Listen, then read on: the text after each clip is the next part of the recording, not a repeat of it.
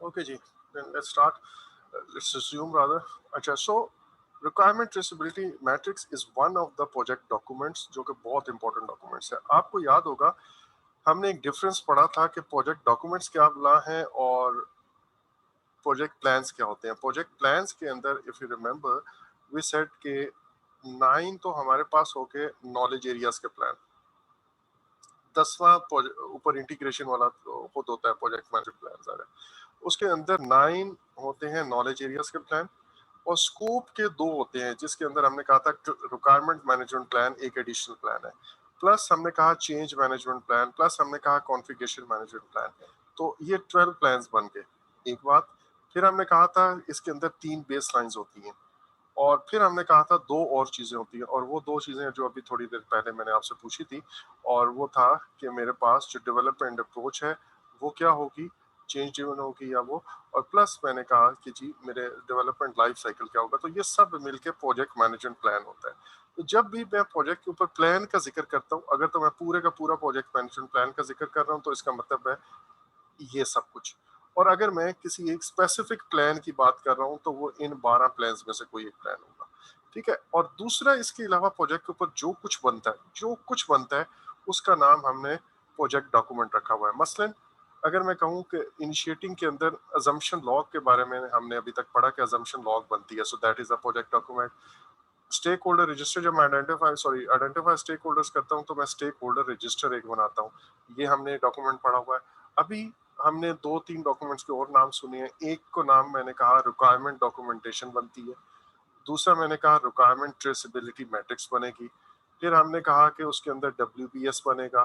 ठीक है. तो ये जितना जो आज हमने 3-4 का नाम दिया हुआ है ये डब्ल्यू डिक्शनरी होगा. ये अलग से अगर मैं कहूँ तो ये मेरे पास बेसिकली डॉक्यूमेंट्स है, लेकिन बेसलाइन है चाहे उसके अंदर यही डब्ल्यूपीएस और डब्ल्यूपीएस डिक्शनरी है, but that will be called as baseline. अच्छा, सो अब हम आते हैं कि ये जो मेरा यहाँ पे पॉइंट था कि हमने रिक्वायरमेंट ट्रेसेबिलिटी मैट्रिक्स क्या बोला है और रिक्वायरमेंट ट्रेसेबिलिटी मैट्रिक्स का फायदा क्या है.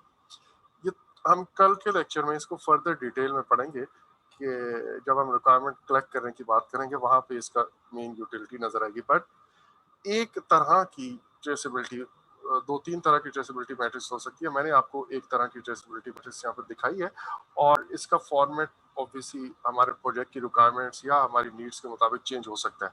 ये कोई हार्ड एंड फास्ट इस तरह का रूल नहीं है. बट होगा क्या कि मैं यहाँ पे अपनी रिक्वायरमेंट की डिस्क्रिप्शन लिखूंगा. ठीक है. उस रिक्वायरमेंट की डिस्क्रिप्शन लिखने के बाद मैं कहूंगा कि मैं ये बताऊंगा कि ये कौन सा बिजनेस नीड या बिजनेस ऑब्जेक्टिव या गोल इस वाली रिक्वायरमेंट से पूरा होगा, वो मैं यहाँ लिख दूंगा. मेरे प्रोजेक्ट का कौन सा ऑब्जेक्टिव इससे पूरा होता है वो मैं यहाँ पे लिख दूंगा. और ये किस डिलीवरेबल डब्ल्यूपीएस के अंदर कौन से डिलीवरेबल से एसोसिएटेड है वो मैं यहाँ लिख दूंगा.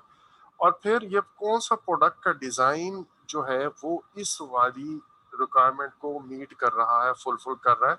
और जब फाइनली जो प्रोडक्ट डेवलप होगा तो कौन सा फीचर उसका इस रिक्वायरमेंट को मीट करेगा. And then how would I come to know कि भाई मेरी ये रिक्वायरमेंट वाकई ही अचीव हो गई है. और वो मुझे पता चलेगा टेस्ट केस के.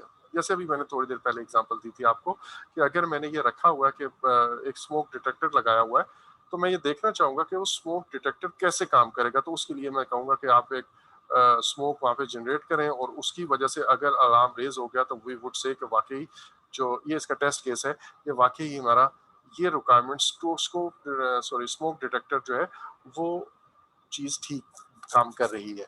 और ये मेरे डिजाइन में कहाँ पे इंक्लूड है, ये मेरे कौन से डब्ल्यूबीएस के अंदर इंक्लूड है और मेरा बिजनेस का कौन सा प्रोजेक्ट का कौन सा ऑब्जेक्टिव इसके अंदर अचीव हो रहा है या बिजनेस की कौन सी नीड अचीव हो रही है. फॉर एग्जांपल मैं कहता हूँ it will improve the security of our let's say safety of our platform जो हम बना रहे हैं लेट्स से.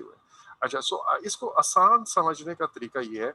अगर मैं ये जो मैंने बॉक्स बनाया है मैं कहता हूँ ये मेरी रिक्वायरमेंट है. इस रिक्वायरमेंट के बारे में I would like to know कि भाई ये रिक्वायरमेंट प्रोजेक्ट में ऐड क्यों हुई है, ये मेरे प्रोजेक्ट का कौन सा गोल या ऑब्जेक्टिव, या मैं बैकवर्ड चल रहा हूँ. ये मेरी रिक्वायरमेंट है. इस रिक्वायरमेंट से पीछे अगर मैं जाऊँ तो मैं ये देखूंगा कि मेरे प्रोजेक्ट का कौन सा ऑब्जेक्टिव ये अचीव हो रहा है. उसके बाद मैं और पीछे जाऊँ तो अगर ये प्रोजेक्ट के अंदर ये ऑब्जेक्टिव अचीव होता है तो मेरा बिजनेस गोल कौन सा अचीव हो रहा है. एक बात. दूसरी बात, ये किस बंदे की रिक्वायरमेंट है, किस स्टेक होल्डर की रिक्वायरमेंट है, वो स्टेक होल्डर के मेरे पास क्या इंपॉर्टेंस है, वगैरह वगैरह। तो इसको मैं देखूं तो ये बैकवर्ड जा रहा है, मुझे हेल्प होती है इससे ये ट्रेस करने। मैं भी आपको एक एग्जांपल देता हूँ, उससे आपको अंदाजा होगा क्या है।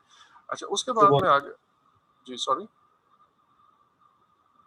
अच्छा, उसके बाद मैं फॉरवर्ड ट्रेसेबिलिटी इसके अंदर देखता हूँ। फॉरवर्ड ट्रेसेबिलिटी ये है कि यार ये रिक्वायरमेंट मैं अपने प्रोजेक्ट के किस डिज़ाइन एलिमेंट, डब्ल्यूबीएस के कौन से एलिमेंट में या डिज़ाइन एलिमेंट में ऐड करूंगा, उसके बाद कौन सा फंक्शन मुझे इससे अचीव होगा, उसके बाद इस फंक्शन को मैं टेस्ट कैसे करूंगा कि यार ये रिक्वायरमेंट मीट हुई है। तो एक अगर कहूँ तो बैकवर्ड ट्रेसेबिलिटी है, एक मैं कहूँ फॉरवर्ड ट्रेसेबिलिटी है।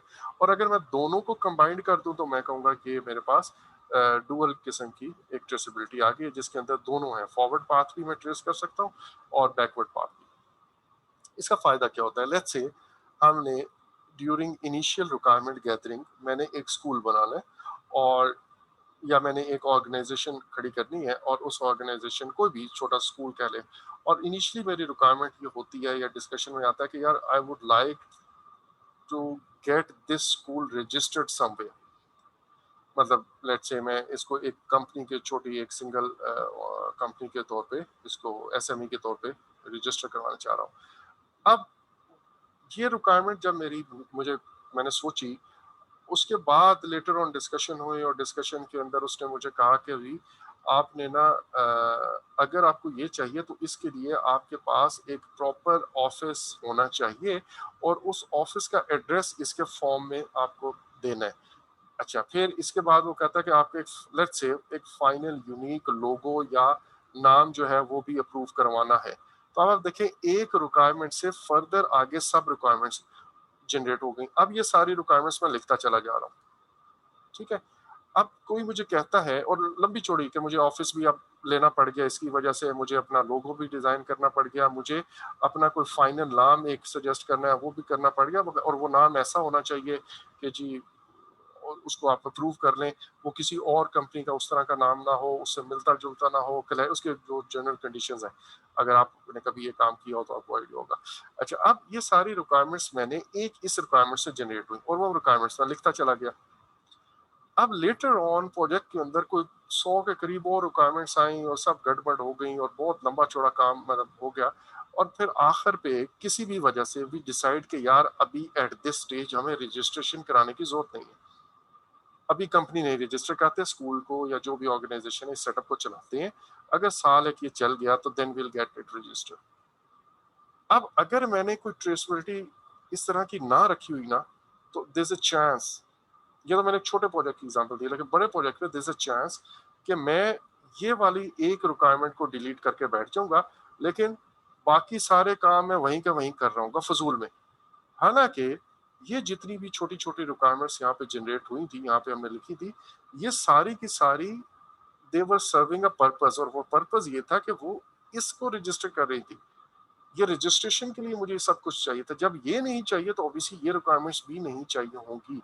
तो मैं जब भी अपनी रिक्वायरमेंट के अंदर कुछ चेंजेस प्रपोज करता हूँ, I would definitely like to know कि भाई इस एक रिक्वायरमेंट को अगर मैं खत्म कर देता हूँ, या मैं अपने प्रोडक्ट के ऊपर एक फंक्शन कहता हूँ यार ये जो ऑटोमेटिक कूलिंग वाला सिस्टम है इसको खत्म कर दो, या ये जो ट्रिप करने वाला फंक्शन है ये एक्स्ट्रा इसके लिए मुझे को बहुत हाई टेक रिक्वायरमेंट चाहिए तो इसको आप ट्रिप कर दो, ये इसको खत्म कर दो, ये नहीं हम चाहिए।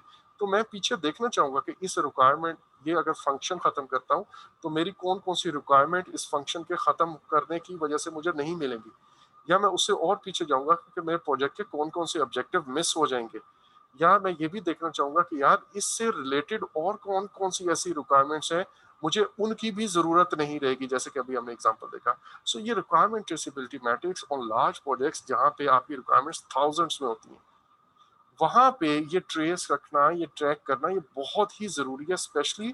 और ये आप देखेंगे कि जब मैं अपनी चेंज रिक्वेस्ट आती है ना, वो जो प्रोसेस जिसके अंदर मैं अपनी चेंज रिक्वेस्ट को एवेलुएट करता हूँ, वहां पे ये वाला डॉक्यूमेंट मुझे हेल्प करता है बहुत ज्यादा। या इसको हम कहते हैं मैट्रिक्स है, ये मैट्रिक्स है, ये मैट्रिक्स मुझे हेल्प करती है बहुत ज्यादा इस चीज को एवेलुएट करने में कि मेरी जो चेंज आई है उस चेंज का मेरे ऑब्जेक्टिव्स पे या डिफरेंट स्टेक होल्डर्स पे क्या क्या इफेक्ट जाएगा। सो ये है रिक्वायरमेंट ट्रेसेबिलिटी का एक एक usages. This is very important thing and a very useful document. Practically अगर मैं देखूं तो it's going to help me a lot. पहला प्रोसेस हमारा कंप्लीट हो गया। दूसरा प्रोसेस है कलेक्ट रिक्वायरमेंट का। अब जब मैं प्लान मेरे पास बन जाता है रिक्वायरमेंट गैदरिंग का भी और स्कोप मैनेजमेंट का भी, तो I start with requirement gathering. अब रिक्वायरमेंट गैदरिंग का प्रोसेस ये स्कोप के अंदर सेकंड प्रोसेस है, अभी आपने थोड़ी देर पहले देखा था। रिक्वायरमेंट है क्या? रिक्वायरमेंट के अंदर हमने दो रिक्वायरमेंट्स कही कि जो स्टेक होल्डर्स को प्रोजेक्ट से चाहिए या प्रोडक्ट से चाहिए। Project scope and product scope दोनों शामिल है। अच्छा, दूसरी बात, सॉरी, वर्क शुड, एक चीज आपने याद रखनी है कि आपने जो भी रिक्वायरमेंट आपको किसी ने फॉरवर्ड की है, आपने सिर्फ इसलिए उसको ऐड नहीं कर लेना या इंक्लूड नहीं कर लेना कि यार समवन वांट्स इट, यार वो चाह रहा था कि ऐसा हो जाए, या सो एंड सो पर्सन, या मेरा बॉस है यार वो स्पॉन्सर कह रहा था कि ऐसा हो जाए। नो, हम ये देखना चाहेंगे कि मेरे चार्टर के अंदर वो चीज है या नहीं है। अगर चार्टर के अंदर है तो हम उस रिक्वायरमेंट को जरूर इंक्लूड करेंगे। अगर चार्टर के अंदर नहीं है तो देन आई एम सॉरी। इसी तरह I would also like to know see कि यार वो बिजनेस केस को सर्व कर रहे हैं या नहीं कर रहा। सो रिक्वायरमेंट्स में include request about how to work, how the work is planned and manage. ठीक है। अच्छा, अब एक एग्जांपल यहाँ पे सामने लिखी हुई है कि यार जैसे वो एटीएम की मैं आपको एग्जांपल दे रहा था कि मे बी बैंक ये चाहे, आप सॉफ्टवेयर डेवलपर हैं या आप उनका पूरा सिस्टम अपग्रेड कर रहे हैं, सॉफ्टवेयर जो है एटीएम का। अब आप चाह रहे हैं कि आप बैंकर हैं और आप ये कहते हैं बैंक कस्टमर को, सॉरी सेलर को ये रिक्वायरमेंट बताएगा कि भाई ये जो बैंक का अगर आपको सिस्टम शट डाउन भी कर रहे हैं ना, तो काइंडली रात 2 बजे से 5 बजे तक कीजिएगा, इसके अलावा आप इसको शट डाउन नहीं करेंगे। अब ये प्रोडक्ट की ऐसे रिक्वायरमेंट नहीं है, ये प्रोजेक्ट को मैनेज करने की, इंस्टॉल करने की एक रिक्वायरमेंट है। तो ये रिक्वायरमेंट्स भी आपको नोट डाउन करनी होती है। और ऑब्वियसली जैसे हमने पहले बहुत ज्यादा इस पे बात की हुई है कि it it helps you manage the project in a better way. अच्छा, अब एक और चीज आप देखें कि रिक्वायरमेंट्स को हम अगर कैटेगराइज कर लें डिफरेंट कैटेगरीज में, तो इट हेल्प्स अस इन अ वे कि आप कोई रिक्वायरमेंट आपकी मिस ना हो। मसलन मैं कहता हूँ यार रिक्वायरमेंट, क्वालिटी रिलेटेड रिक्वायरमेंट क्या है, मैं वो लिख लूँ। बिजनेस से रिलेटेड रिक्वायरमेंट्स क्या है, वो मैं साइड पे कर लूँ। कंप्लायंस, कोई लीगल कंप्लायंस, कोई सेफ्टी के रूल्स हैं, कोई हेल्थ से रिलेटेड रूल्स हैं, अगर कोई इस किस्म की प्रिकॉशंस हैं तो वो कंप्लायंस की रिक्वायरमेंट्स क्या है। जाहिर है अगर उन्होंने हेलमेट पहन के रखा हुआ है या अपनी वो स्ट्रिंग आपने लाइफ लाइन वो बांधनी लाजमी है, या इस तरह की कोई रिक्वायरमेंट्स है तो ऑब्वियसली हम वो करेंगे। अच्छा, चाइल्ड लेबर से रिलेटेड कोई रिक्वायरमेंट है तो ऑब्वियसली हम वो करेंगे। कोई वर्क आवर्स से रिलेटेड लीगल रिक्वायरमेंट है तो हम वो पूरी करेंगे। आजकल कोरोना के केस में जैसे कुछ कंप्लायंस की रिक्वायरमेंट है तो हम वो ऐड कर लेंगे। इसी तरह प्रोजेक्ट मैनेजमेंट से रिलेटेड अगर वो कहता है आपको कि भाई आपने एक रिस्क रजिस्टर लाजमी बनाना है या आपने सो एंड सो काम कर लाजमी करना है जो कि आपने पीएमआई के अंदर पढ़ा है, हम वो रिक्वायरमेंट भी इंक्लूड करेंगे। ठीक है। सो रिक्वायरमेंट को आप इस तरह कैटेगराइज कर लो तो it helps you in understanding the overall total requirements. दूसरी बात ये होती है कि बाज दफा आपको एक रिक्वायरमेंट क्वालिटी की आती, मतलब एक्सप्लिसिटली कोई बयान करता है, तो आप क्वालिटी वाली हेडिंग में वो लिख लेते हो, फिर आप कहते हो यार क्वालिटी से रिलेटेड कुछ और भी तो होगा, ये सिर्फ एक रिक्वायरमेंट लिखी हुई है, थिंक अबाउट इट। तो इस तरह आप मिस्ड जो रिक्वायरमेंट्स हैं वो भी गैदर कर लेते हो। अच्छा, अब ये जैसे हम बार बार बातें कर चुके हैं, आई होप अब तक आपको ये अब क्लियर हो गया होगा कि सिर्फ प्रोडक्ट से रिलेटेड नहीं बल्कि प्रोजेक्ट से रिलेटेड भी आपने रिक्वायरमेंट्स करनी है। एक बात आपने जहन में और रखनी है और वो ये कि अगर आपने स्टार्ट में कोई प्रोजेक्ट सॉरी रिक्वायरमेंट मिस कर दी और ये रिक्वायरमेंट बाद में इमर्ज हुई, तो फिर आपने आपका प्रोजेक्ट जो है वो लेट भी होगा, उसकी कॉस्ट भी ऊपर जाएगी और बाज दफा वो प्रोजेक्ट एक ऐसे फेज में चला जाता है या एक ऐसी स्टेज में चला जाता है कि आपका प्रोजेक्ट आगे चल ही नहीं सकता। मैं आपको एक एग्जांपल देता हूँ। Let's say green line train जो है वो उससे चलना, ऑरेंज लाइन सॉरी ट्रेन जो है उससे चलना था और या बनना था वो प्रोजेक्ट, उसमें एक रिक्वायरमेंट लीगल रिक्वायरमेंट जिसकी मैं बार बार आपको एग्जांपल देता हूँ, लीगल रिक्वायरमेंट वो मिस हो गई कि चुबुर्ची के पास से उसने इतने मीटर से अंदर अंदर नहीं गुजर सकते। कोई भी हेरिटेज आपका है, कोई ऐसा कल्चर हेरिटेज या अदरवाइज हिस्टोरिकल प्लेस है, उसके अंदर 200 मीटर के अंदर अंदर से कोई चीज नहीं गुजर सकती, ठीक है। और इसके लिए आपको एनओसी लेना लाजमी है, ये एक रिक्वायरमेंट थी। अब वो एनओसी नहीं लिया गया, काम चल पड़ा। काम करने के बाद जब इस डिपार्टमेंट ने इसका अदालत में के खिलाफ अंदर केस गया, उसने स्टे ले लिया। अब आपका प्रोजेक्ट होल्ड पे चला गया। और इस एक एनओसी ना, इस एक रिक्वायरमेंट के मिस करने की वजह से आपका प्रोजेक्ट कितना लेट हुआ, कितनी उसकी कॉस्ट पड़ी एंड फ्रस्ट्रेशन ऐड हुई एंड सो ऑन, ठीक है। अच्छा, अब इसी तरह एक और बात आप याद रखिएगा कि जितनी लेट रिक्वायरमेंट डिस्कवर होगी, जितनी लेट होगी, उतना ही उसका टाइम और कॉस्ट और एफर्ट वाला लॉस जो है वो ज्यादा होगा। मसलन अगर मुझे किसी ने कहा कि एक दीवार यूं खड़ी करनी थी और एक यहाँ पे दीवार खड़ी करनी थी, अगर वो मैंने फर्स्ट फ्लोर पे ही पकड़ ली तो यस, ये चीज मेरी कम खर्चा होगी। लेकिन अगर मैं 3 फ्लोर बना चुका हूँ और अब मुझे ग्राउंड फ्लोर पे जाके कोई ऐसी मेजर स्ट्रक्चरल चेंज करना पड़ रहा है, तो obviously it's going to cost me a lot और मेरा बहुत ज्यादा नुकसान होगा। सो रिक्वायरमेंट अगर मिस हो जाए और वो बाद में पता चले, तो इसकी कॉस्ट भी लगती है, इसका टाइम भी ज़ाहिर होता है और कॉन्फ्लिक्ट बन जाते हैं, फड्डे आ जाते हैं, इश्यूज आ जाते हैं। लेकिन दूसरी बात आपने ये भी याद रखनी है कि ये जितना लेट पता चलेगी उतना ज्यादा मसला है। So try to get all the requirements as early as possible, ये हमारा मकसद होना चाहिए। अच्छा, अब इस रिक्वायरमेंट्स अपनी इकट्ठी करने के लिए सबसे पहली चीज, जैसे मैंने कहा, जब तक मेरा स्कोप डिफाइन नहीं हो जाता, तो मैं बार बार, जब तक मेरी बेसलाइंस नहीं बन जाती, मैं बार बार अपने चार्टर को खोल के देखूंगा मेजर रिक्वायरमेंट्स तो मुझे वहां से मिलेंगी। दूसरा, अजम्पशन लॉग के अंदर अजम्पशन एंड कंस्ट्रेंट्स दोनों होते हैं, ठीक है। जो मेरी अभी तक की जितने भी अजम्पशन एंड कंस्ट्रेंट्स आए हैं, वो सारे का सारा हम यहाँ पे लिख लेंगे। उसके बाद स्टेक होल्डर्स के, आपको याद है कि स्टेक होल्डर रजिस्टर, अभी हम बल्कि थोड़ी देर में देखते हैं कि स्टेक होल्डर रजिस्टर के अंदर स्टेक होल्डर्स की एक्सपेक्टेशंस हमसे क्या है, उनकी रिक्वायरमेंट्स क्या है, वो मुझे यहाँ पे मिल जाती है। एग्रीमेंट्स दो तरह के होते हैं, जैसे हमने कहा, अगर तो फ्रॉम विद इन ऑर्गेनाइजेशन ही हमारा प्रोजेक्ट हो रहा है, तो जाहिर है वो किसी मेमो की शक्ल में, किसी मिनट्स ऑफ मीटिंग की शक्ल में, या किसी एमओयू की शक्ल में भी वो हमारे पास आएगा। और एमओयू जनरली हमारे पास ना इस तरह भी होता है कि एक ही ऑर्गेनाइजेशन है, उसका जो let's say Europe region and Asia region के दरमियान एक एमओयू साइन हुआ, ऑर्गेनाइजेशन एक ही, ठीक है। यूरोप में वो एक चीज प्रोडक्ट शुरू से चल रही है, ये एक चीज चल रही है, अब वो असिस्ट करना चाह रहा है एशिया रीजन को, सो मे बी इन दोनों के दरमियान ये एमओयू हो रहा हो। अच्छा, और इसके अलावा कॉन्ट्रैक्ट है अगर एक्सटर्नल टू द ऑर्गेनाइजेशन, वो तो है ही है। ओपीएस आपने हर जगह चेक करने हैं। देन अभी जो पिछले उसके अंदर प्रोसेस के अंदर हमने प्लान यूज किया था कलेक्ट रिक्वायरमेंट वाला, वो प्लान में लाजमी, sorry, scope management plan and requirement management plan भी मुझे गाइडलाइन देगा कि मुझे रिक्वायरमेंट्स कलेक्ट कैसे करनी है। वो प्लान हमने बनाए इसीलिए थे कि हमें जब रिक्वायरमेंट्स गैदर करने लगे तो हमें क्लैरिटी मिल जाए। अच्छा, हो सकता है उस प्लान के अंदर रिक्वायरमेंट ट्रेसेबिलिटी मैट्रिक्स का फॉर्मेट भी डिफाइन हुआ, ठीक है।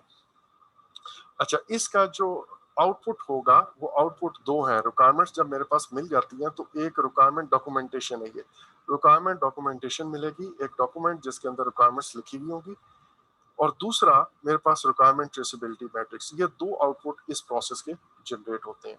अब let's have a quick look on these inputs in more detail.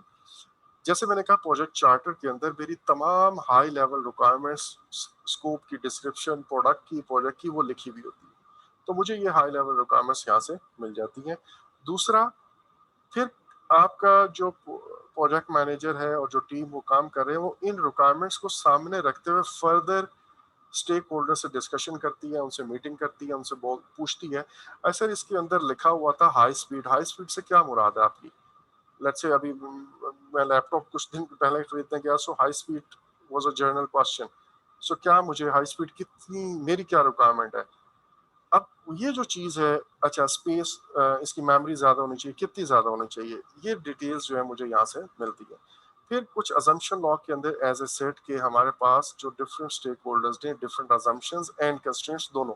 Assumption के अंदर फॉर एग्जांपल मैं कहता हूँ कि यार मुझे जो बिल्डिंग खड़ी करनी है, उसका जो मैप है वो अप्रूव होके सो एंड सो डेट तक मिल जाएगा।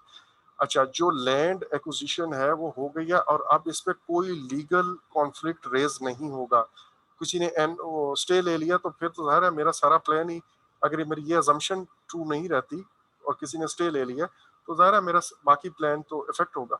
मेरे जितने भी कॉस्ट एंड बजट के एस्टिमेट है उसमें अज्यूम मैंने ये किया हुआ है कि भाई कोई स्टे नहीं है, कोई लीगल कॉन्फ्लिक्ट नहीं है, सब कुछ स्मूथ है।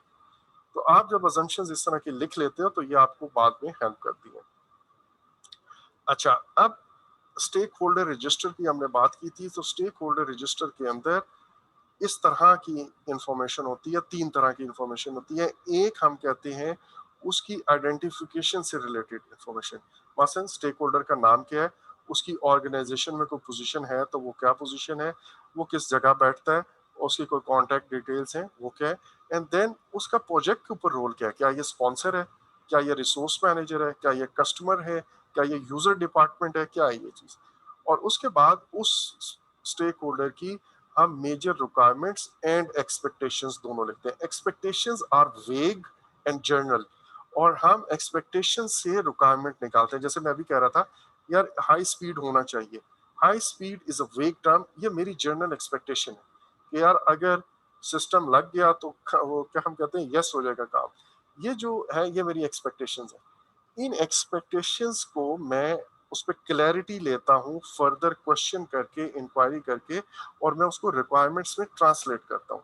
अच्छा, एनीवेज ये तो था मेरे इस प्रोसेस से रिलेटेड। और फिर मैंने स्टेक होल्डर रजिस्टर में ये भी होता है कि उस स्टेक होल्डर का हमारे प्रोजेक्ट पे इन्फ्लुएंस कितना है, और किस फेज जो है प्रोजेक्ट का लाइफ साइकिल में वो ज्यादा इन्वॉल्व होगा, किस फेज में कम होगा। फिर उसको हम कैटेगराइज करते हैं, क्लासिफाई करते हैं कि एक्सटर्नल स्टेक होल्डर है, इंटरनल स्टेक होल्डर है, उसका इम्पैक्ट इन्फ्लुएंस, ये हम पढ़ेंगे। ये वाला एक लंबा टॉपिक है, लंबा टॉपिक नहीं है, इंटरेस्टिंग टॉपिक, आप जरूर, आपको ना you would enjoy this thing. अच्छा यार, इस तरह हम स्टेक होल्डर्स को क्लासिफाई करते हैं।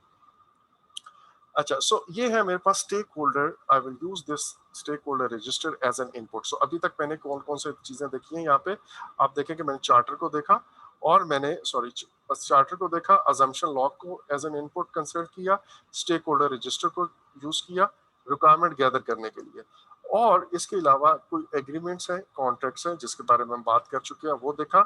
ओपीएस आपने हर जगह देखने हैं। ओपीएस का फायदा क्या होगा, अगर मैंने एक सिमिलर प्रोजेक्ट किया हुआ है, उस सिमिलर प्रोजेक्ट के अंदर उन्होंने कौन से रिक्वायरमेंट्स डॉक्यूमेंट बनाया था उसके अंदर कोई लिस्ट बनी हुई है, या उनके कोई लेसन लर्न, उन्होंने लेसन लर्न के अंदर याद रखिएगा तीन चीजें होती हैं, मैंने आपको पहले बताया हुआ है। एक होता है व्हाट वेंट वेल, क्या क्या अच्छा हुआ वो भी शामिल है, क्या क्या गलत हुआ वो भी शामिल है, and how would you do this project if you are given a chance to do it again, ये भी होता है। ये तीन चीजें आपको हेल्प करती हैं एक्चुअल में, और आप इनको देख के दूसरों की गलतियों से भी सीख सकते हैं, उन्होंने जो अच्छा किया उससे भी सीख सकते हैं।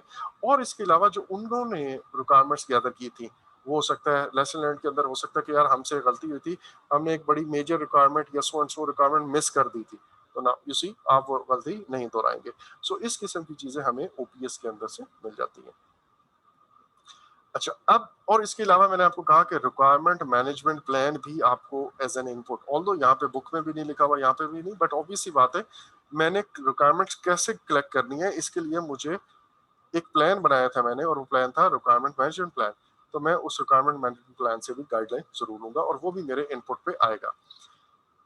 अच्छा, अब हम आते हैं टूल्स एंड टेक्निक्स की तरफ। टूल्स एंड टेक्निक्स ना, मैं इसकी थोड़ी सी लेंदी है, आई डोंट नो कि हम इसकी आज कर पाएंगे नहीं कर पाएंगे, तो मैं अभी फॉर द टाइम बिंग इसको स्किप कर रहा हूँ, फॉर द टाइम बिंग इसको स्किप कर रहा हूँ। पहले मैं ये देखता हूँ कि मेरे पास ये टूल्स एंड टेक्निक्स यूज करके एंड पे बनता क्या है, और वो बन क्या रहा है। हमने पढ़ा दो चीजें बन रही हैं। कलेक्ट रिक्वायरमेंट के केस में मेरे पास सिर्फ दो चीजें बनेगी, और वो है ये आपके सामने। एक है रिक्वायरमेंट डॉक्यूमेंटेशन, और दूसरा है रिक्वायरमेंट ट्रेसेबिलिटी मैट्रिक्स। ठीक है, ये मेरे पास आउटपुट पे आता है। और इसके अलावा कुछ चीजें हैं जो मैं I would like to highlight. और ये पिमबॉक जो आपका स्टैंडर्ड है या पिमबॉक गाइड है, उसके अंदर हर प्रोसेस को इस तरह एक तस्वीर की शक्ल में लिखा हुआ है पहले, और फिर उसको एक्सप्लेनेशन दी हुई है। अगर आप यहाँ पे इनपुट पे देखें तो मैंने project charter, we have covered this thing, और प्रोजेक्ट मैनेजमेंट प्लान के अंदर scope management plan, requirement management plan, stakeholder engagement plan, ये मैं एज एन इनपुट यूज करूंगा। Assumption log, lesson learn register, stakeholder register, ये मैं करूंगा। अच्छा, एक बात मैं अभी आपको और बताना चाह रहा हूँ, वो ये कि दो लेसन लर्न हैं। एक को हम कहते हैं लेसन लर्न रजिस्टर और एक हम कह रहे हैं lesson learn from the previous projects. ये दो अलग अलग चीजें हैं जिसको हम लेसन लर्न रेपोजिटरी कह लें। ये रेपोजिटरी वो है जो हमसे पहले लोगों ने प्रोजेक्ट कंप्लीट किए हैं, उन्होंने जो लेसन लर्न किए थे। और दूसरा है लेसन लर्न रजिस्टर। ये लिविंग डॉक्यूमेंट है, ये हमारे प्रोजेक्ट का लेसन लर्न है। हम अपने प्रोजेक्ट के ऊपर जो जो लेसन लर्न लिखते जाते हैं वो इस लेसन लर्न रजिस्टर पे आएंगे। और देन जब हमारा प्रोजेक्ट खत्म हो जाएगा तो ये लेसन लर्न रजिस्टर पुराने लेसन लर्न के साथ इस रेपोजिटरी का पार्ट बन जाएगा।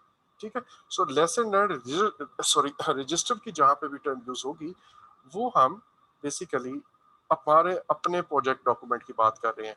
और पुराने जो लेसन लर्न है वो हमेशा ओपीएस के अंडर लिखे हुए होंगे। जैसे यहाँ पे ये ओपीएस है ना, इस ओपीएस के अंडर इनपुट के तौर पे लिखे होंगे lesson learn register, lesson learn. लेकिन रजिस्टर का मतलब है ये हमारे प्रोजेक्ट का हिस्सा है, हमारे प्रोजेक्ट पे जो होते हैं। इसका मकसद क्या होता है? इसका मकसद होता है, अब आप सोचें कि अगर आपकी रिक्वायरमेंट गैदरिंग या कोई भी प्रोजेक्ट का प्रोसेस 6 महीने चलना है, तो हमने जो पहले 1 या 2 महीने में गलतियां की हैं या कुछ अच्छा किया है, आई वुड लाइक कि बाकी प्रोजेक्ट के हिस्से में भी मैं वो अच्छा वाला काम यूज करूं या जो गलतियां की हैं वो ना दोहराऊं। ठीक है। सो मैं उसको फॉरन लेसन रजिस्टर पे लिख लेता हूँ और फिर अपने ही सबक सीखे हुए मैं प्रोजेक्ट के बाकी हिस्सों पे भी 6 महीने, 7 महीने, 8 महीने बाद करता हूँ। ठीक है जी। सो ये आपने एक पॉइंट जहन में रखना है। अब ये जितनी भी टूल्स एंड टेक्निक्स हैं ये मैंने स्किप की हैं, मैं इस पे आऊंगा। अगर आज टाइम हुआ तो आज ही शुरू करेंगे, वरना कल हम इसी पॉइंट से आगे शुरू करेंगे। अच्छा, अब सर जब एक छोटा सा सवाल था। जी जी, प्लीज गो ये जो लेसन लर्न रेपोजिटरीज हैं, अहेड। ये दूसरी ऑर्गेनाइजेशन से बिलोंग करती हैं, किसी नहीं भी नहीं XYZ ने? नहीं, हम अच्छा हमारी नहीं, अपनी right, हमारी अपनी ऑर्गेनाइजेशन। हम दूसरी ऑर्गेनाइजेशन हमारी अपनी। ईएफ में चली जाती है। हाँ, वो ईएफ में चला जाता है, मैं बताता हूँ आपको, ठीक है। वो ओके। आप जब बेंच मार्किंग, हम एक टेक्निक यूज करते हैं, वो बेंच मार्किंग में हम पढ़ेंगे, वो अभी मैंने स्किप कर दिया, तो बताएंगे। अच्छा जी, अब ठीक। हम आते हैं जब मेरे पास रिक्वायरमेंट्स आ जाती हैं, मुझे वो रिक्वायरमेंट्स बैलेंस करना है। And this is one of the major you know activities that we perform in this process. सिर्फ गैदर कर लेना, रिक्वायरमेंट इकट्ठी कर लेना, ये काफी नहीं है। Although in itself it's a huge task. पूरी की पूरी रिक्वायरमेंट्स को एक बहुत बड़े प्रोजेक्ट जैसे मैंने कहा, इट मे टेक 2 और 3 मंथ्स समटाइम्स। लेकिन वो सारी रिक्वायरमेंट्स जब आ जाती हैं तो उन रिक्वायरमेंट्स को बैलेंस करना है। बैलेंस से क्या मुराद है? समटाइम्स एक स्टेक होल्डर की रिक्वायरमेंट दूसरे स्टेक होल्डर की रिक्वायरमेंट से कॉन्फ्लिक्ट में आ जाती है। अब मैं किसकी रिक्वायरमेंट, मसलन अगर मुझे फाइनेंस डिपार्टमेंट ये कह रहा है कि भाई कॉस्ट मिनिमाइज रखनी है, जबकि मार्केटिंग डिपार्टमेंट कह रहा है कि भाई स्टेक होल्डर को हर हाल में कस्टमर को सेटिस्फाई करना है, क्वालिटी वाला कह रहा है भाई इस चीज को बहुत अच्छे से बनाना है, वगैरह वगैरह। तो अब एक की रिक्वायरमेंट कॉस्ट कम करना है, एक की रिक्वायरमेंट की वजह से कॉस्ट बढ़ रही है। तो ऐसे केस में मुझे अपने स्टेक होल्डर्स की रिक्वायरमेंट्स जो हैं वो उनको बैलेंस करना, और बैलेंस करने के लिए जो प्रोजेक्ट के ऑब्जेक्टिव्स हैं, वो जो बिजनेस केस है, it helps us a lot. इसीलिए हमने ये शुरू में डॉक्यूमेंट स्टैब्लिश किए हैं कि अगर कोई एक रिक्वायरमेंट ऐसी आती है जो मुझे कहती जिसकी वजह से टाइम को इफेक्ट हो रहा है, और एक रिक्वायरमेंट ऐसी आती है जिसकी वजह से कॉस्ट को इफेक्ट हो रहा है, और दोनों को करना जरूरी है, तो मैं किस चीज को प्रायोरिटी दूंगा, टाइम बचाऊं या कॉस्ट बचाऊं? ऐसे केस में मुझे वो जो बिजनेस केस है, वो जो बिजनेस ऑब्जेक्टिव है, वो हेल्प करेंगे कि यार प्रोजेक्ट किस लिए किया गया। अगर प्रोजेक्ट तो इसलिए शुरू किया गया है कि मेरा कॉम्पिटिटर से पहले पहले मुझे अपनी ये प्रोडक्ट मार्केट में लॉन्च करनी है, कुछ एडवांटेज करना है, या विंटर स्टार्ट होने से पहले पहले कुछ चीज लॉन्च करना चाह रहा हूँ, तो ऐसे केसेस के अंदर, या इलेक्शन स्टार्ट होने से पहले पहले कुछ करना चाह रहा हूँ, तो इस किस्म की केसेस में time would be at high priority. ठीक है। लेकिन अगर मैं सेविंग करनी है, प्रॉफिट्स बनाने हैं, मे बी, उस केस में मेरा cost would be a preference. So ये मुझे प्रोजेक्ट ऑब्जेक्टिव्स इसमें हेल्प आउट करते हैं। अच्छा, अब एक और बात कि आपने इन जनरल कुछ रूल्स हैं, कुछ गाइडलाइंस हैं, वो अगर आपको पता हो तो ऐसी सिनेरियो में क्या करना है आपको समझ आ जाएगी। मसलन कस्टमर जब भी कोई रिक्वायरमेंट देता है, तो भाई कस्टमर के लिए आप प्रोजेक्ट बना रहे हो ना, तो जनरली उसकी प्रायोरिटी हाई होती है, जनरली। अनलेस कि वो आपके, मतलब ये याद रखिएगा, अनलेस कि वो आपके चार्टर से बाहर चला जाए। चार्टर से अगर बाहर जा रहा है इसका मतलब है वो आपसे एक्स्ट्रा मांग रहा है, और एक्स्ट्रा अगर मांग रहा है तो फिर उसे आप बताएं कि इसकी एक्स्ट्रा कॉस्ट भी आएगी। अगर आपको ये चाहिए तो आप काइंडली वापस जाके अपने, सारा हमारा कॉन्ट्रैक्ट रिवाइज होगा, और कॉन्ट्रैक्ट रिवाइज होने की सूरतों में वो चीज़ें आप ऐड करवा लें, तो और चार्टर में हम फिर ऐड करवा लेंगे और फिर हम आगे चलेंगे। तो इसके अलावा अगर कहीं कॉन्फ्लिक्ट आ जाता है, मेरा कस्टमर एक चीज़ कह रहा है और मेरा कोई रिसोर्स मैनेजर मेरी अपनी ऑर्गेनाइजेशन का वो कुछ और कह रहा है, तो मैं कस्टमर को प्रेफरेंस दूंगा, क्योंकि ये प्रोजेक्ट हो ही उसकी वजह से रहा है, उसी के लिए हो रहा है। ठीक है। अच्छा, अब एक और बात की, जो रिक्वायरमेंट के का बैलेंसिंग फैक्टर है, ये आपको सिर्फ कलेक्ट रिक्वायरमेंट प्रोसेस में नहीं करना। इनफैक्ट आपने ये थ्रू आउट द प्रोजेक्ट जगह जगह आपको बार बार ये ऐसी ऐसी सिचुएशंस आएंगी जहाँ पे आपको लगेगा कि यार ये साहब ये चाह रहे हैं और ये वाले साहब या स्टेक होल्डर ये चाह रहे हैं, तो मैं किसकी बात सुनूं। जहां जहां ये कॉन्फ्लिक्ट आएगा वहां वहां आपने कस्टमर को प्रेफरेंस देनी है, ये इन जनरल। अच्छा, अब इसके बारे में आज हम आगे कुछ पॉइंट्स भी अभी थोड़ी देर में देखते हैं। अच्छा, आपके लिए एक जनरल रूल और भी है, वो ये कि जब भी रिक्वायरमेंट में कॉन्फ्लिक्ट आए तो आपने ये देखना है कि यार कौन सी रिक्वायरमेंट जो प्रोजेक्ट का पर्पस है उसको बेस्ट रिजॉल्व करती है, विच थिंग और which requirement is in the best interest of the project, और फिर आपने जो चीज प्रोजेक्ट के लिए बेहतर हो उसको ही प्रेफर करना है। लेकिन इसकी वजह से कॉन्फ्लिक्ट आते हैं, and obviously this is not an easy task, specially अगर वो जो स्टेक होल्डर है वो बहुत इन्फ्लुएंस वाला है, वो किसी डिपार्टमेंट का हेड है, तो जाहिर है वो पुश करेगा आपको। आप प्रोजेक्ट मैनेजर उससे जूनियर हैं, उससे नीचे किसी जगह पर अपॉइंट हुए हैं, तो ऑब्वियसली वो आपको पुश करेगा, बट आपने वो करना है जो प्रोजेक्ट के इंटरेस्ट में। ये लाजमी आपने याद रखना, और ये कॉन्फ्लिक्ट्स राइज होते हैं यहाँ पे, और इन कॉन्फ्लिक्ट्स को हमने बेहतर तरीके से करना है। अच्छा, नाउ आपने एक और पॉइंट ये देखा कि भाई मैं रिक्वायरमेंट्स को तब ही बैलेंस कर सकता हूँ जब मुझे अपने प्रोजेक्ट ऑब्जेक्टिव्स क्लियर हो।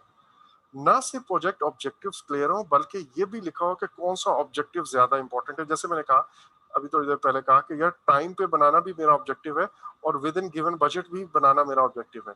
लेकिन इन दोनों में भी हाई प्रायोरिटी कौन सी है? आपको याद होगा हमने ये कहा था कि ऑब्जेक्टिव्स में भी हम प्रायोरिटाइज करते हैं कि कौन सा ऑब्जेक्टिव की इंपॉर्टेंस ज्यादा है, किस ऑब्जेक्टिव की इंपॉर्टेंस रिलेटिवली कम है। तो फिर इसी वजह, मतलब फिर जब मेरे पास रिक्वायरमेंट आएगी दो, तो मैं देखूंगा कि मेरा कौन सा ऑब्जेक्टिव हिट हो रहा है। अगर ये रिक्वायरमेंट है ये लो प्रायोरिटी ऑब्जेक्टिव को हिट कर रहा है, और ये वाली रिक्वायरमेंट जो है वो हाई प्रायोरिटी ऑब्जेक्टिव को हिट कर रहा है, तो मैं हाई, सॉरी, जो हाई प्रायोरिटी ऑब्जेक्टिव है उसको हिट नहीं होने दूंगा, और ये रिक्वायरमेंट एंटरटेन कर लूंगा, इस रिक्वायरमेंट को मैं ड्रॉप कर दूंगा। ठीक है। So this is known as an act of balancing the stakeholder requirements. अब आप जरा अपने तौर पे सोचें कि आप अपने प्रोजेक्ट्स पे क्या इतनी एफर्ट करते हैं, इतनी डिटेल में आप प्रोजेक्ट की रिक्वायरमेंट्स गैदर करते हैं, एज क्लोज परफेक्शन के करीब? ऑब्वियसली हम नहीं करते हैं। उसके बाद क्या आप इन रिक्वायरमेंट्स को उनकी इंपॉर्टेंस या प्रायोरिटी के हिसाब से प्रायोरिटाइज भी करते हैं? और स्पेशली ये जो एडेप्टिव अप्रोच है, एजाइल अप्रोच है, वहाँ पे आप रिक्वायरमेंट की एक बैकलॉग, ये शायद ये लोग करते हैं। जनरली मैंने लोगों से जब भी सुना है सॉफ्टवेयर वाले ये काम कर लेते हैं हमारा। अगर आप ऐसा नहीं करते तो फिर आपको अंदाजा हो रहा होगा कि अगर आप ऐसा करें तो आपका कितना टाइम बचेगा, बाद में कितने इश्यूज जो हैं वो आप बचा लेंगे। ये जो टाइम हम इस पे लगाएंगे एक्स्ट्रा, 1 महीना 2 महीना जो भी हम इस काम पे लगाते हैं, एक्चुअल में हम इसके अगेंस्ट को 10 महीने 12 महीने सेव कर लेंगे, जो कि इस चीज को ना करने की वजह से होते हैं जनरली। अच्छा, अब जैसे मैंने कहा कि हमारे पास बहुत सारे प्रोजेक्ट मैनेजर्स के पास ये आइडिया नहीं होता कि हम इन रिक्वायरमेंट्स को बैलेंस कैसे करेंगे। तो उसके लिए मैं कुछ पॉइंट्स आपको एज ए जर्नल गाइडलाइन बताना चाह रहा हूँ। कुछ मैंने ऑलरेडी मेंशन कर दी, उनको मैं रिपीट करूंगा, बट इन जर्नल क्या क्या बातें हैं जो आपको असिस्ट करेंगी इन इन बैलेंसिंग दीज रिक्वायरमेंट्स, जो कंपीटिंग रिक्वायरमेंट्स आ जाती है उनको। पहली बात, जो बिजनेस केस है जिसके अंदर ये लिखा होता है कि हमने प्रोजेक्ट क्यों इनिशिएट किया है, हम उस रिक्वायरमेंट को एंटरटेन करेंगे जो इस के इस पर्पस को ज्यादा से ज्यादा सर्व करेगा, नंबर वन। नंबर टू, हम उस रिक्वायरमेंट को एंटरटेन करेंगे जो हमारे प्रोजेक्ट चार्टर के अंदर आती है। नंबर थ्री, अगर उस वक्त तक स्कोप स्टेटमेंट बन गई है, जैसे कि अभी हमारी स्कोप स्टेटमेंट, हम तो अभी ये सोच रहे हैं ना कि फर्स्ट टाइम प्लानिंग हो रही है। अभी जब फर्स्ट टाइम प्लानिंग हो रही है तो पहले रिक्वायरमेंट कलेक्ट होंगी तो स्कोप स्टेटमेंट बाद में बनेगी। अभी तक हमारी स्कोप स्टेटमेंट नहीं बनी, लेकिन जब प्रोजेक्ट चल पड़ता है, स्टार्ट हो जाता है, तो उसके बाद भी रिक्वायरमेंट्स आती रहती है। तो हम ये देखेंगे कि भाई स्कोप स्टेटमेंट के अंदर हमारा ये रिक्वायरमेंट उसके साथ अलाइंड है या नहीं है। अगर स्कोप स्टेटमेंट के साथ अलाइंड है तो जाहिर है वो भी हाई प्रायोरिटी पे होगा। फिर हमारे प्रोजेक्ट कंस्ट्रेंट्स के साथ ये रिक्वायरमेंट मैच करती है नहीं करती। मसलन हो सकता है मेरे चार्टर के अंदर ठीक है, बात समझ आती है, हो सकता है वो बस बिजनेस पर्पज भी सर्व करती है, हो सकता है स्कोप स्टेटमेंट भी, लेकिन उस रिक्वायरमेंट को अगर मैं शामिल कर लेता हूँ तो उसकी वजह से कॉस्ट इतनी ज्यादा हो जाती है कि मुझे जो अलोकेटेड बजट है, मुझे जो बजट दिया गया है या मुझे जो टाइम दिया गया है, बात उससे बाहर चली जाती है। मींस मेरे जो कंस्ट्रेंट्स हैं इस रिक्वायरमेंट को एंटरटेन की करने की वजह से मैं वो कंस्ट्रेंट मीट नहीं कर पाता, तो ऑब्वियसली मैं ऐसी रिक्वायरमेंट को एंटरटेन नहीं करूंगा। अच्छा, फिर मैं स्टेक होल्डर की जो रिक्वेस्ट है, जो मुझे कह रहा है कि जी प्रोजेक्ट के अंदर ये भी काम कर दे, और वो उस रीजंस के अलाइंड नहीं है जिसकी वजह से प्रोजेक्ट इनिशिएट किया गया था, तो मैं ऐसी चेंज रिक्वेस्ट को जनरली रिजेक्ट कर दूंगा। ये हम चेंज रिक्वेस्ट के उसमें भी पढ़ेंगे डिटेल में कि कौन सी चेंजेस हम अप्रूव करते हैं, कौन सी चेक करते हैं। अगर एक रिक्वायरमेंट प्रोजेक्ट जिस वजह से स्टार्ट किया गया यानी कि बिजनेस केस के साथ तो अलाइंड है, लेकिन हमारे चार्टर के अंदर नहीं है, तो ऑब्वियसली उसको भी मैं रिजेक्ट कर दूंगा। अच्छा, इसके बाद any suggested changes to the project charter must be brought to the sponsor for approval. अगर कोई आपको कहता है ना चार्टर ही बदल दो, जैसे मैंने अभी आपको कहा था कि कस्टमर कहता है कि भाई मैं आपको इसके लिए एक्स्ट्रा पैसा देने के लिए तैयार हूं और आपको एक्स्ट्रा टाइम भी दूंगा, you do it, even then you are just a project manager. आप पहले इसको स्पॉन्सर से अप्रूव करोगे, आप उस कस्टमर को कहोगे सर मैं स्पॉन्सर से बात कर लेता हूँ, अगर वो हमारा चार्टर, क्योंकि ज़ाहिर है मैं तो सर स्पॉन्सर को जवाब दूँ, तो अगर वो मेरे चार्टर के अंदर इस चीज़ को इंक्लूड कर देते हैं तो I will be glad to serve you. ठीक है, तो इस तरह की आप कोई बात वो कर लेंगे।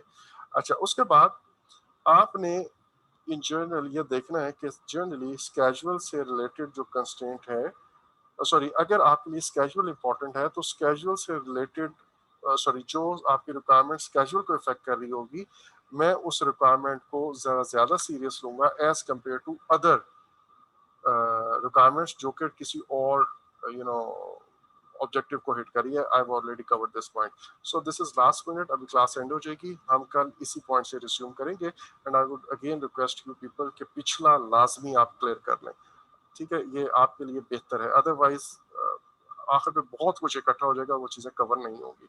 सो see you tomorrow at the same time इंशाल्लाह। If you have any question you may ask me in the group or you may ask me here. Okay, so I assume this